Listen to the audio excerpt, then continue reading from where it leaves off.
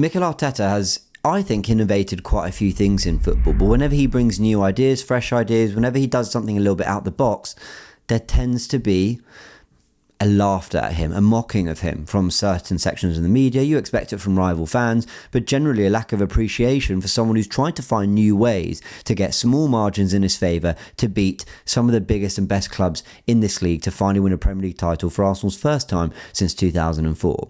And we have seen this time and time again, and now we're seeing a movement towards some of the ideas that Mikel Arteta has had, and for some reason there's not an acknowledgement for the fact that he did it before. And when he did it before, people kind of laughed at him. Let me show you this headline after we lost to PSG in the second leg. The headline is, "The stats that shame Arsenal, record-breaking number of long throws, Nicolas Jove's Achilles heel, and the haunting pattern behind Mikel Arteta's trophy drought." And what they're referring to is Arsenal looking to launch the ball into the box against PSG to cause them problems in a bid to win the game. Now, should that be one team's only tactic ever? No. If it's being dealt with by the opposition, should you stop it? Maybe. But it wasn't being dealt with by PSG. Arsenal were having chances against them in that second leg because of the long throws coming to the box they couldn't deal with. This was one effort where a ball into the box from the left is met by Martinelli and it's a point-blank save from Donnarumma. Here's another one. Ball comes into the box. It lands to Ødegaard, whose effort is then brilliantly saved by Donnarumma again. This is all 7 minutes into the game. Now, what is so extraordinary about the criticism that Arsenal and Arteta got that day was, sure, you can criticise a lot of things. Maybe not bringing one area on early enough. Maybe the fact that in the first game, we tweaked with the sort of system that had been working a little bit too much. Or maybe the general intent and the intensity of Arsenal's play wasn't good enough. I mean, I'm not saying they're all fair criticisms, but you can pick at a few different ones. But the throw-in one was really, really strange because Arsenal had created chances against PSG doing that. They also had a great headed opportunity for Declan Rice miss when Timber, crossed the ball into the box against PSG. It went wide. That wasn't a long throw into the box. Arsenal had other ideas. Bukayo Saka put one over the bar. There were moments for Arsenal in that game. Outside of long throws. The long throws also worked on top of that, but there was a lot of criticism. What we're seeing going into this season is now this from Opta Joe 3 days ago, that with 262, there have been 262 long throws into the opposition penalty area in the Premier League this season, already 45% of the total for the entirety of last season, which is 578. So, Mikel Arteta has adopted the long throw policy for a few years now, by the way. He's done this quite a few times with Arsenal. Last season, he saw it as a way to try and break down PSG and try find a way to make it uncomfortable for them and get a few goals back. We very, very, very nearly did. Now we're seeing going into this season clips of Thomas Frank saying, was it clips or photos? I can't remember. But basically, inside training, Thomas Frank is talking about long throws and something that Tottenham should be able to do. He's had success with that with Brentford. We're seeing lots of other teams do it, and now we're seeing the stats show that there is a massive increase on the amount of times teams are using a long throw as a weapon against the opposition. But when Mikel Arteta first did it, he got laughed at. So then I saw this tweet that made me laugh. Every club has a set piece coach now. Long throws up drastically. More teams are making defensive solidity a priority. Everything Arteta has been mocked for doing has become the norm because he was ahead of the curve all along. Pickpockets and RF pilots at other clubs soon. And I love this tweet. A, because it has a bit of fun with it, but B, because it did make me wonder about what else has Arteta done before that was sort of, if not mocked, that people certainly talked about, maybe not everyone rated it, and has then been adopted, because there are certain things that have been taken on that Mikel Arteta doesn't get the credit for. There are certain things, certain little innovations in football that maybe don't all lie with him, but he's played a big part in it and people haven't given him the credit for it.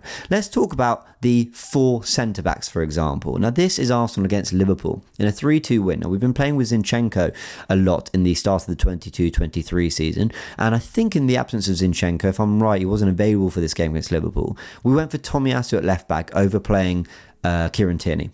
Now, that was a big call at the time because in the game against Brentford, where we won 3-0 away, in the absence of Zinchenko, we went for Kieran Tierney. But Tomiyasu got the call up in what was a back four of 4 players, all 6'2" or taller.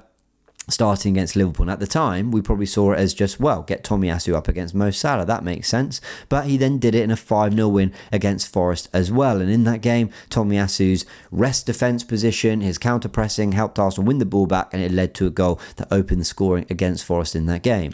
So the idea of having 4 centre-backs was something that Mikel Arteta's been working towards since he brought Ben White in at the club. He played Callum Chambers in that area, and even Kieran Tierney had a slightly more tucked in role in his final season at Arsenal, because Mikel Arteta wanted defensive security across that back 4 and 4 players that could win their duels. He set the tone for that in the league, in my opinion. I'm not saying others haven't done it. We've seen other managers that typically play off set pieces that may be lower in the table. They've played with 4 centre-backs before. But in terms of using it from a possession-based platform, I believe Mikel Arteta set the precedent for the league in this. Now, people say that's not true. We saw Pep Guardiola do it that exact season when they won the treble, and that's right, he did. But if you look at I believe this is who scored, it gives you the most used player in each position for Manchester City across the 22-23 season, and it's actually João Cancelo at left back. So despite Ake finishing the season playing most of his football there,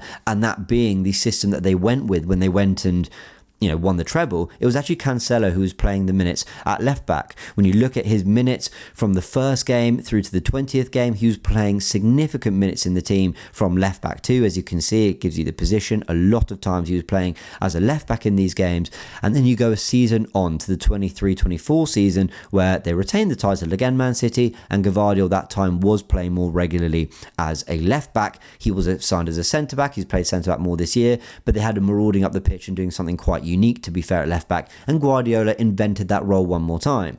But the idea that Pep did the 4 centre-backs thing and Arteta just took it was never fair, in my opinion. It's something he's been wanting to do for a while, in my opinion. We look at the use of Callum Chambers and others, and that season he started to do it more, and to be honest, he's held on to it ever since, signing Kivior, Calafiori, Timber, all players that could play at full-back as well as centre-back.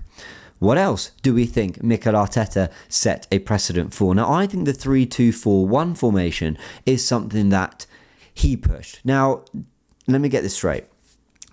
We've seen Pep Guardiola tuck in his fullbacks and go for maybe a 2-3 build-up and have high and wide wingers. But I think the way Zinchenko's used, tucking really, really centrally alongside Thomas Partey, Jorginho, whoever it might be, I believe that was quite a new thing. What we did, as you can see here, is the back four would become a back 3 with Zinchenko moving in to create a box midfield, and a front 3, we'll call it a front 5. What Man City did later in the season, because they weren't doing this at first, what they did later in the season is move Ake to left back, so he tuck into left centre back, and you can see John Stones, or the right centre back, moves up to go alongside Rodri and create again a 3-2-4-1 system. So I'm not saying that Mikel Arteta has done this and that, and everyone's just followed everything he's done, but I do think he's set a precedent with certain tactics, and others have gone, yeah, we can deploy that in a slightly different way. What about inverting fullbacks? Because I just mentioned that I don't think he was the first to tuck in the fullback, but he gets credit for actually having the innovation to do this with certain players. Here we've got an article from BBC where Everton midfielder Fabian Delph gets the chance to meet up with Mikel Arteta again on Sunday, saying he owes everything to the new Arsenal manager. And as you can see highlighted, it was Arteta who persuaded the 30-year-old to stay at City when he was on the brink of quitting, and then switched to the left-back role that eventually brought him 2 winners' medals in the Premier League. Mikel was incredible for me, Delph told BBC 5 Live Sport. Again, we talk about Pep Guardiola reinventing football with the way he tucked his fullbacks in, but Mikel Arteta behind the scenes working with his coaching staff had a big part to play and actually looked at Fabian Delph and how he could reinvent him. And he's done this with a few players, with Sterling and Sane. He's been given major credit for the way he's worked with the wingers. When you talk about winger work, think about when Ben White used to play that inside pass with Saka on the touchline. He'd drift inside to evade challenges and getting running at back fours a little bit. That was a really good way of avoiding Saka constantly getting the ball with his back to goal, back to defenders, and getting fouled a lot. There have been lots of things, and we've mentioned the RAF, we've mentioned the pickpockets, we've mentioned the team talk being taken by photographer Stuart McFarlane. There have been so many things that Mikel Arteta's done that he's kind of been ridiculed for, that people have laughed at. But over time, if they're good ideas, which people in the moment don't ever want to, they see different, they see change, and they don't want to explore whether these are good ideas, time will tell. And if people are picking up on your ideas, you've done something right. Just because you're getting cooked for something, which Mikel Arteta has been a few times, doesn't mean it's wrong, and maybe it just takes time for people to catch up. Now, do I agree with everything Mikel Arteta's done? Do I agree with every reinvention of the team? No. I've been critical of certain things he's done tactically, but I always try to be fair. I'm not Arteta in, Arteta out. I'm not part of that debate. I'm just here to talk about what I think he does really well and what I personally, from my very little coaching knowledge, what I think he might get wrong sometimes. And I wanted to make this video because I did sit there going, a lot of you laughed at Mikel for this, and now everyone's doing it, and I don't think it's the first time we've seen that. Let me know your thoughts in the comment section below. Anything I've missed that Mikel Arteta's done that's sort of been somewhat innovative in football, that he's been maybe even mocked for? Let me know your thoughts in the comment section below. Hit the like button if you enjoyed this video, and please subscribe to the channel if you want to be kept up to date with everything we're doing here on the Goonerverse. Big thank you. I'll catch you in a bit.